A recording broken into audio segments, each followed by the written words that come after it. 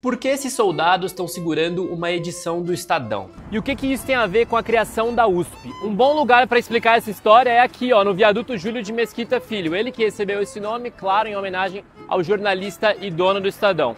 O viaduto é uma espécie de continuação do Minhocão, depois da Praça Roosevelt, que está lá ao fundo.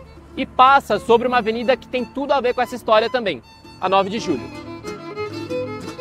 E a 9 de Julho se liga a uma outra via que foi batizada com uma data importante dessa história, a 23 de maio. Vocês sabem o porquê dessa data ou não? Olha, isso aí eu não sei. A 9 de julho é a Revolução Constitucionalista de 1932. É a Revolução de 32. Porque isso aí já veio de muito passado, não é isso?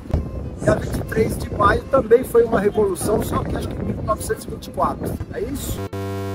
Dia 23 de maio, faz ideia? É, sim. Então vamos começar a amarrar essas pontas soltas justamente pela data menos lembrada, o dia 23 de maio de 1932.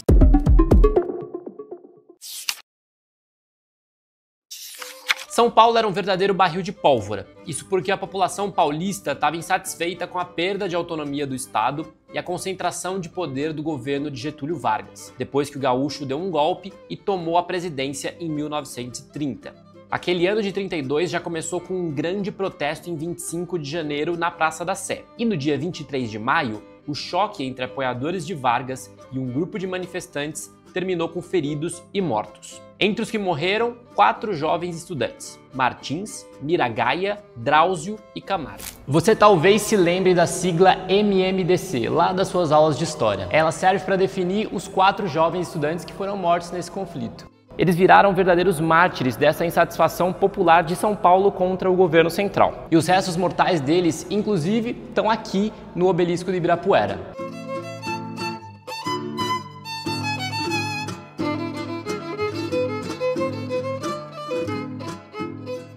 Pois é, talvez você não soubesse, mas o obelisco de Ibirapuera se chama Obelisco Mausoléu aos Heróis de 32. E aqui também estão os restos mortais de outros 713 combatentes da Revolução daquele ano. E os jardins aqui do obelisco, eles dão para qual avenida? Justamente a 23 de maio, que é a data em que os 4 estudantes foram mortos. Tá tudo conectado.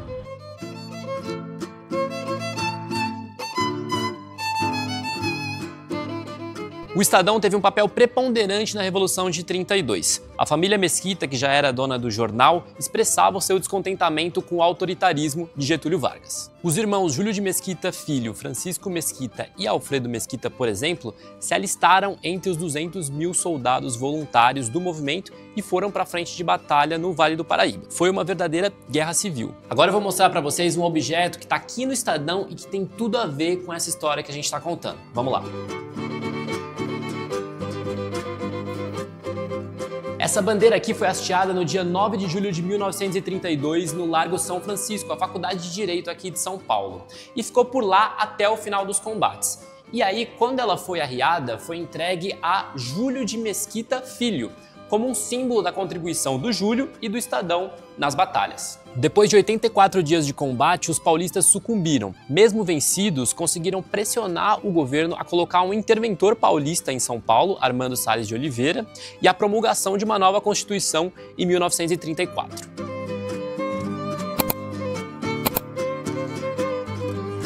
Pois é, o timing da criação da USP no ano de 34 tem tudo a ver com a Revolução de 1932. Com São Paulo derrotado no campo de batalha, voltou a crescer no estado a ideia de que era preciso vencer no campo da educação. Tanto que o lema da universidade em latim é Scientia Vinces, que significa vencerás pela ciência. Mas a cidade universitária, como a gente conhece, só foi inaugurada na década de 50. Antes disso, os trabalhos na USP começaram aqui, na rua Maria Antônia 294, onde foi inaugurada a Faculdade de Filosofia, Ciências e Letras. Esse aqui foi o principal prédio da USP até 1968, quando rolou a Batalha da Maria Antônia, que foi um confronto entre estudantes da Universidade de São Paulo e da Universidade de Mackenzie no contexto da ditadura militar. Depois disso, os prédios acabaram destruídos e foram cedidos a outras instituições. A USP só retomou o controle desses prédios aqui já nos anos 2000 e transformou eles no Centro Maria Antônia, que é um local que tem peças de teatro, exposições, cursos e outras atividades culturais. O Estadão já abraçava a ideia de criar uma universidade aqui em São Paulo no século XIX. Em 1880, o jornal publicou um artigo na primeira página pedindo o esforço dos modestos cidadãos da província na criação dessa instituição. O projeto não vingou à época, mas plantou uma semente.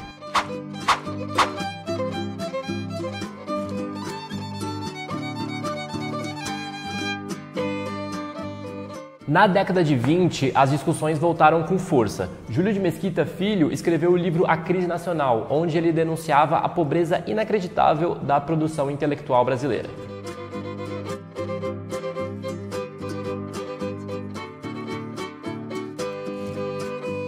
E aí, no ano de 1926, o Estadão passa a publicar uma espécie de pesquisa chamada A Instrução Pública em São Paulo. A ideia era fazer um questionário com profissionais da educação aqui em São Paulo para entender o panorama do ensino paulista em todos os níveis, do primário ao superior. E aí, ao longo daquele ano de 1926, as respostas desse questionário foram publicadas no Estadão, dando luz aos problemas da educação aqui em São Paulo.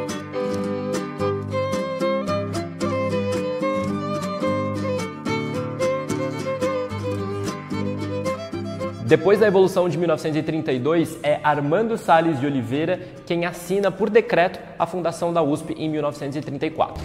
A Revolução de 1932 e a criação da USP em 1934 são eventos fundamentais da história de São Paulo e que estão espalhados ao longo da cidade, como você viu nesse vídeo.